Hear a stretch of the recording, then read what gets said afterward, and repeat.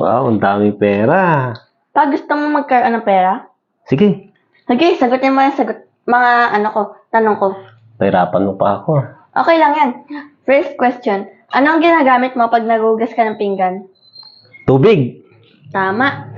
Ito, 200. Hoy, ito 100 na kagad ako. Pangalawang tanong, Sige. anong ginagamit mo pag ikaw ay naglalaba? Tubig. Tama, 200. Ay, ang bilis lang. Dali na ng question na. Question 3, ano ang ginagamit mo pag ikaw ay naliligo? Tubig. Tubig. Tama. Ay. Ito, panghuling Ang dami. tanong, para sa 400 pesos, Sige. saan nanggagaling ang tubig? Sa prime water. Na Tama. mahal yung singil. Oh, Ngayon, magbayad ka na dun. Mapuputulan na tayo ngayon.